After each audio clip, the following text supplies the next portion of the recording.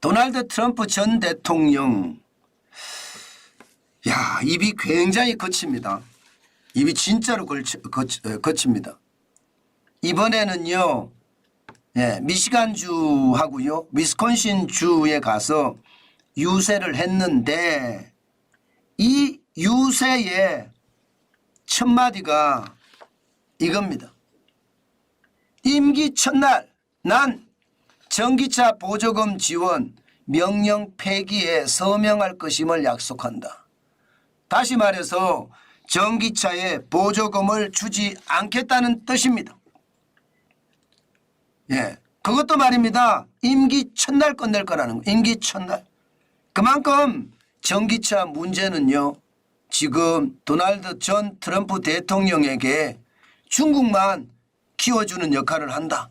그렇기 때문에 보조금을 주지 않아야 된다. 이렇게 이야기하고 있습니다. 물론 이 미시간주나 위스콘신주 자체가 자동차로 성장한 주기 때문에 이런 말을 제일 먼저 꺼냈을 거다. 저는 그렇게 생각을 해요. 왜냐하면 내연기관 자동차가 점점 퇴하고 전기차가 계속해서 물밀듯이 밀려오니까 표를 더 받기 위해서 이렇게 말했다고도 생각이 들지만요. 지금대로 도널드 전 트럼프 대통령이 또 대통령에 당선이 된다면 저는 전기차 업계에는요, 어마어마한 충격이 올 수도 있다고 생각을 합니다. 이미 말입니다. 전기차 업계에는 충격이 오기 시작했거든요. 지금 보시는 것처럼 2024년에 1년 사이에 이게 늘어나는 게 전기차 판매량이 270만 대밖에 안 됩니다. 그러니까 2023년 1,400만 대를 팔았다면 올해는 1,670만 대를 판다는 뜻이에요. 그런데 과거로 돌아가 보세요. 과거로. 2020년하고 2021년을 보면 312만 대가 676만 대, 100%가 넘게 늘어났잖아요. 676만 대가 1,052만 대. 보시면 거의 400%, 500% 늘어났습니다. 게다가 1,052만 대가 1,400만 대. 이것도 40%, 50% 늘어났죠. 올해 19.1%예요. 지금 예측이 말입니다. 그러면 전기차 판매량이 확 준다는 뜻이잖아요. 여기에다가 도널드 트럼프 대통령의 이야기대로라면 전기차 보조금을 안 주기 시작을 하면요, 저는 전기차 시장에 어떤 충격이 어마어마하게 커질 거라고 생각을 합니다. 그만큼 말입니다. 전기차 상황은 굉장히 어렵다 이렇게 봅니다. 당연히 말입니다. 이렇게 되니까 테슬라 주가 지금 곤두박질 치고 있잖아요. 그게 현실이잖아요. 그럴 수밖에 없는 거고요.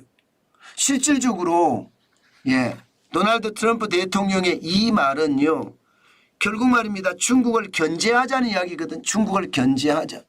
사실 중국 자동차에서 엄청나게 성장하고 있습니다.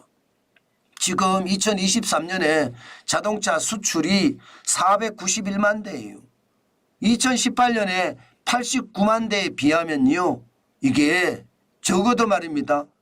5배가 넘게 늘었습니다. 엄청나게 늘었죠. 자동차 수출이. 그중에서 전기차 수출 보세요. 2021년대 30만 8천 대였죠. 2022년 67만 7천 대. 2023년 120만 3천 대예요. 전기차 수출이 엄청납니다. 그런데 그전까지만 하더라도 테슬라가 더 많은 수출을 했고 테슬라가 전기차 시장의 주도권을 잡고 있었습니다. 그런데 최근에 분위기가 바뀌었잖아요. 중국 업체 비야디 여기가 말입니다. 전기차 시장의 1등으로 자리매김했고요. 샤오미까지도 전기차에 진출해서 지금 시장에 진입하고 있습니다. 그러니까 중국이 지금 전기차에서 1등으로 부상하고 있는 거죠. 여기에 대한 것을 미국은 견제할 수밖에 없으니까 바로 인플레이션 감축법 IRA법이라고 이야기하죠. 이것부터 먼저 폐기시키겠다. 그렇게 이야기하는 것 아니겠습니까?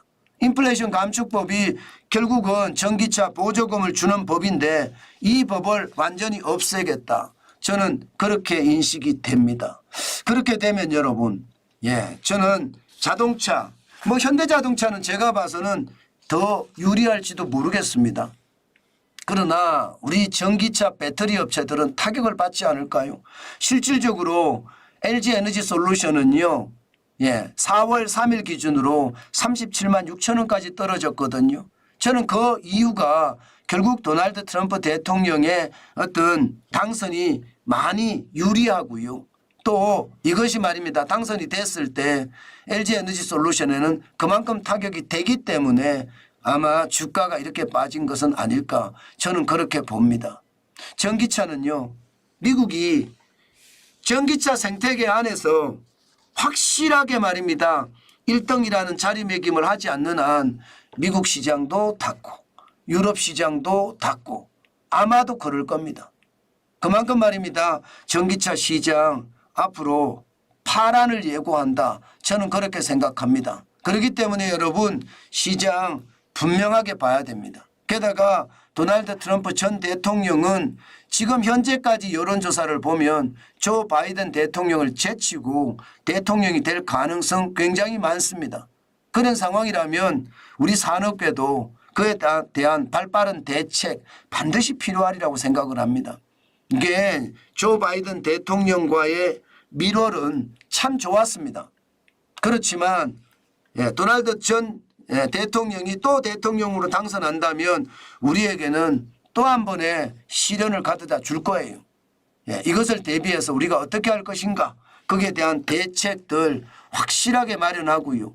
지금 가만히 있는 것보다가 어떻게 하면 대책을 더 강하게 마련할 수 있을까, 그 생각을 하고 대응을 해야 된다. 저는 미국의 대통령이 누가 되느냐에 따라서 우리에게는 또 한 번의 타격이 될 수 있거든요. 지금 수출이 1등 수출국이 중국이 아니라 미국입니다. 지금. 그런 상태에서 우리가 제대로 대응을 못하잖아요. 그러면 우리 경제가 더 나빠질 수 있다는 거 반드시 생각하시고 거기에 대한 대응책들 마련해야 되겠다. 그 생각도 오늘 또 한번 해봅니다.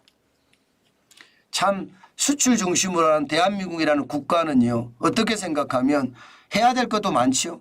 저는 그래서 여러분들에게 계속 말씀드린 거 있습니다. KBS는 정치에서 손을 떼고 전 세계 경제 정보를 전하는 그런 매체로 발전했으면 좋겠다. 제가 그런 말씀 드렸습니다. 그래야 됩니다. KBS는요, 정치에 관여할 이유 전혀 없습니다.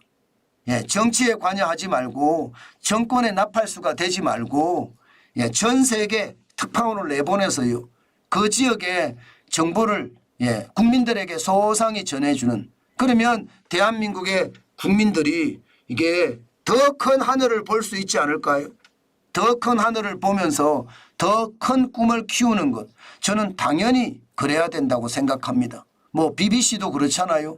일본의 NHK도 그렇잖아요. 그런 것처럼 정치에서는 완전히 발을 빼고 경제 정보, 세계 정보를 전하는 그런 매체로 거듭나면 진짜 좋겠다. 오늘도 그런 생각을 해봅니다.